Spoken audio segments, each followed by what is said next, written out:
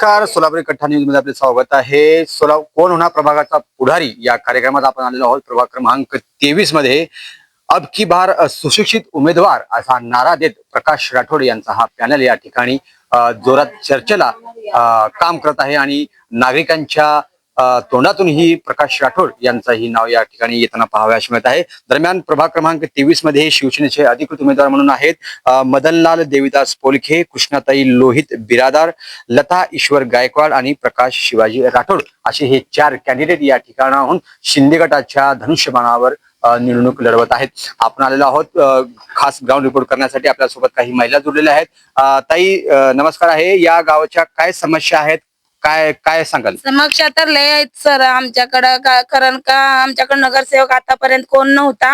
आम्हाला नगरसेवक चांगला पाहिजे आणि नगरसेवक सुशिक्षित असा आम्हाला पाहिजे इकडला.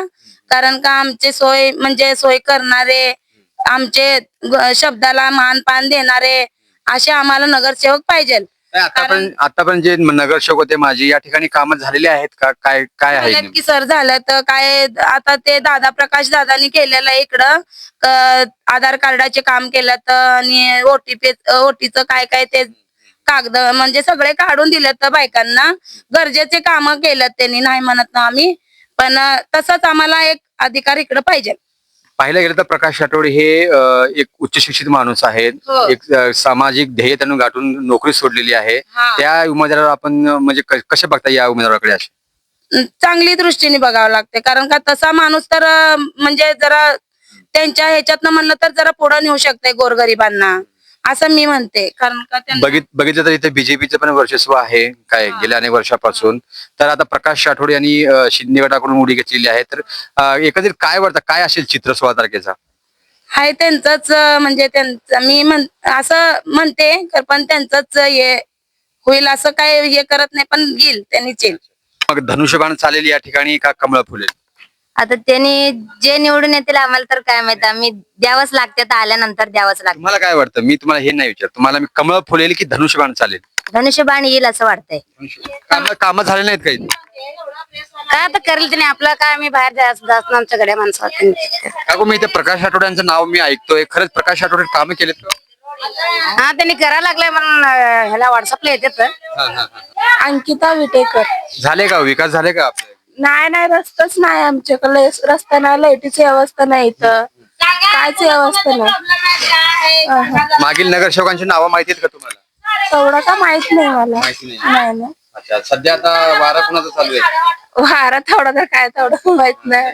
धनुष्यबाण आहे का कमळाचं चालू आहे? कामाला मला शाळेत काय नाही बघा, पाणी आहे फक्त, गटारीचं नाही व्यवस्था, रोड नाही, एवढंच. आता सध्या वारा तर खूप मोठा चालू आहे. कुणाचा वारा जास्त चालू आहे असं वाटतंय? ते काय अजून सांगू शकत नाही. मग निवडून येऊ द्या, ते काम करून देऊ देते आम्हाला. कोण कामं करणार असं वाटतं? आता कोण करते आता निवडून आल्यावरच कळणार आहे. आता आपण काय सांगतो. एक बीजेपीचे आहेत, कमळाचे पक्षाचे आहेत आता काय. मला तुमच्या इथे प्रकाश राठोडचं नाव चर्चेत आहे, खरंय का? त्यांचं पण सर्वांचंच आहे बघा सर, आम्ही काय सांगू शकत नाही. येतील त्यांनी निवडून. प्रकाश राठोडने कामं केलेत का? हा केलेत.